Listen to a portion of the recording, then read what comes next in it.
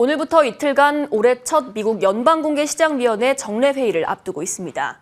전 세계 시선이 기준금리를 또 얼마나 올리느냐에 쏠리고 있는데요.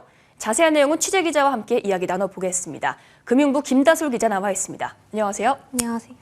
예, 오늘부터 FOMC 회의가 시작되는데요. 이 시장의 예상은 어떤가요?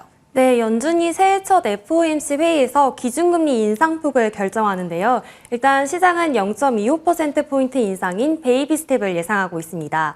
소비자 물가에 이어 생산자 물가 지수가 상승폭을 둔화하고 있기 때문인데요. 연준이 가장 중요하게 보는 개인 소비 지출 가격 지수가 오름폭이 줄어들었습니다.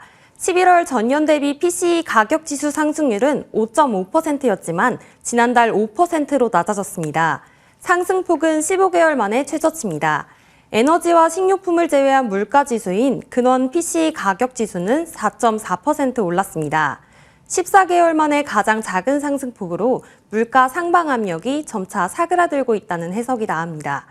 나아가 이번 회의에서 금리 동결에 대한 언급이 있을지도 주목됩니다. 미국 월스트리트저널은 최근 연준이 기준금리 인상 속도를 늦추는 동시에 금리 인상 중단 논의를 시작할 것으로 내다봤습니다. 통화정책 전환, 이른바 피벗에 대한 기대가 커지면서 각국 중앙은행들도 예의주시하고 있습니다. 이 FOMC 결과는 우리 통화 정책에도 적지 않은 영향을 미치는데요. 바로 3주 뒤에 우리도 금통위가 열리죠. 네, 이달 하느니 기준금리를 3.5%로 올리면서 현재 한미 금리차는 1%포인트로 좁혀졌습니다. 시장의 예상대로 연준이 베이비 스텝을 밟게 되면 한미 금리차는 1.25%포인트로 확대됩니다. 빅스텝의 경우 1.5%까지 뛰게 되는데요. 금리차가 커지면 자금 유출과 환율 불안이 발생할 수 있다는 점에서 한은의 고민이 커질 수 있습니다. 특히 환율이 급등하면 수입 가격이 직격탄을 받아 물가를 자극할 수 있기 때문입니다.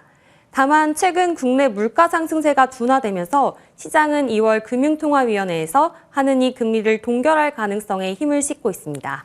예, 한은도 숨고르기에 들어갈 수 있다는 전망인데 물가가 또 변수입니다. 우리 상황을 한번 짚어주시죠. 네, 요즘 난방비 폭등에 여기저기서 아우성이 커지고 있죠. 예, 많이 올랐더라고요. 네, 실제로 올해 1분기 전기요금은 킬로와트 시당 13.1원 올랐습니다. 무려 42년 만에 최고 인상폭입니다. 여기에 오는 4월부터는 서울시의 지하철과 버스 요금이 최대 400원가량 오를 예정입니다. 도시가스 요금 인상에 따른 난방비 폭탄에 이어 전기, 대중교통 요금까지 도미노 인상을 앞둔 겁니다. 이 때문에 소비자 물가가 다시 오를 수 있다는 우려도 나오는데요.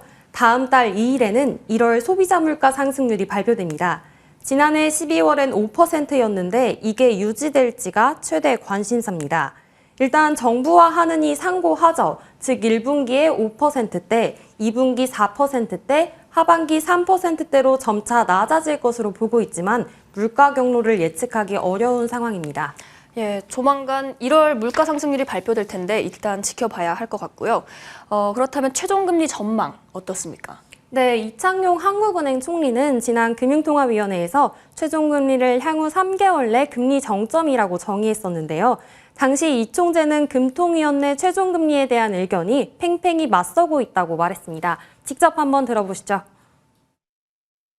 이번 회의에서 세부는 최종금리를 3.5%로 보시고 그 수준에서 도달한 이후에는 당분간 그 영향을 지켜보는 것이 바람직하다고 생각하시는 반면에 나머지 세부는 상황에 따라서는 최종금리가 3.75%도 될 수 있는 가능성을 열어두자는. 네, 4분기 우리 경제가 역성장하는 등 경기 둔화 징조가 커진 만큼 금리 인상을 멈춰야 한다는 의견과 물가 상승률이 여전히 높아 한 번쯤 더 올릴 수 있다는 의견이 대립한 겁니다. 금융통화위원 간 의견이 절반으로 갈리면서 이 총재가 최종 결정권인 캐스팅 보트를 행사할 것이라는 전망도 제기됩니다. 예, 향후 물가와 주요국 통화 정책 등을 한번 주시해 봐야 할 것 같습니다. 오늘 말씀 고맙습니다.